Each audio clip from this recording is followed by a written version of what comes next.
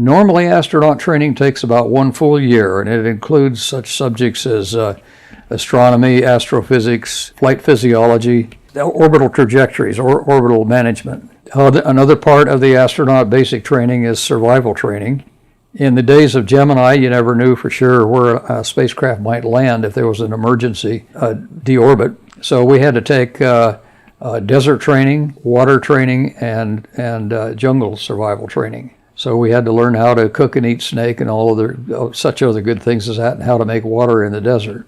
After that year and a half of astronaut basic training, our names were all put on a list, and that list was quite a bit longer at that time than there were seats available. And so we were all given other duties to keep us occupied and to help continue our training. 5 of us were assigned to the lunar module, and our job was to be with these lunar modules as they were being built. So we spent a lot of time there. I must admit that probably I have more time sleeping on the floor of lunar module number 6 than the crew who flew it on the moon. Well, my next job was to be on the support crew of Apollo 8, and Apollo 8 was the spacecraft that flew to the moon and came back but did not land.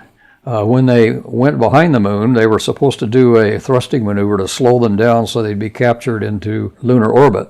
So we just had to sit and cool our heels when they went behind the moon, and we knew if they came out a little early on the other side that they had not burned enough, not slowed down enough, and they were going to just skip out into space. They wouldn't be captured into orbit. If they came out a little bit late, it meant they had overdone it. It meant they weren't going to be in orbit, but were going to begin a spiral down to the lunar surface. And of course, without a lunar module, that kind of ruins your whole day. You can imagine how relieved we were at the instant that they were supposed to appear on the other side of the moon, that they appeared.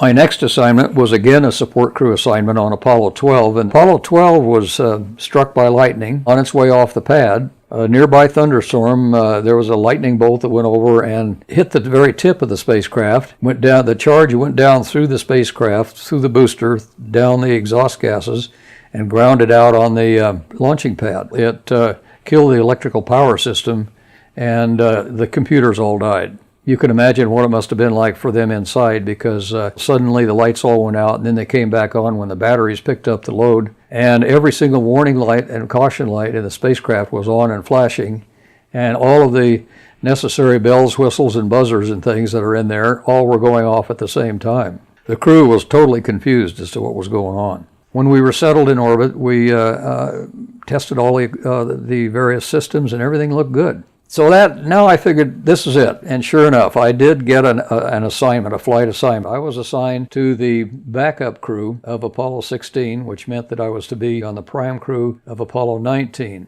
And several weeks into the training, NASA made the surprise announcement that they were going to cancel Apollos 18, 19, and 20. We were in the middle of the Vietnam War. The budget was in bad shape. So you could imagine there were 3 very, very sad hangdog guys moping around the office because we lost our flight to the moon. But several weeks later, I got a call from Tom Stafford, the senior astronaut at that time, and he wanted me in his office, and I went in, and he told me that he was sorry that I had missed my opportunity for the moon, but he said, I've got another assignment for you.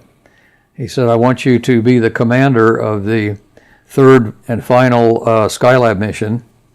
And he said, do you think you could do the job? And I said, of course, yes. But I'll have to admit a certain lump in my chest and in my stomach, because I was a rookie. And they normally don't assign a rookie to be a commander. Usually you have to have at least 1 flight under your belt. But they assigned me to that, which was really a kind of a shock, because the last rookie commander was Neil Armstrong on Gemini 8.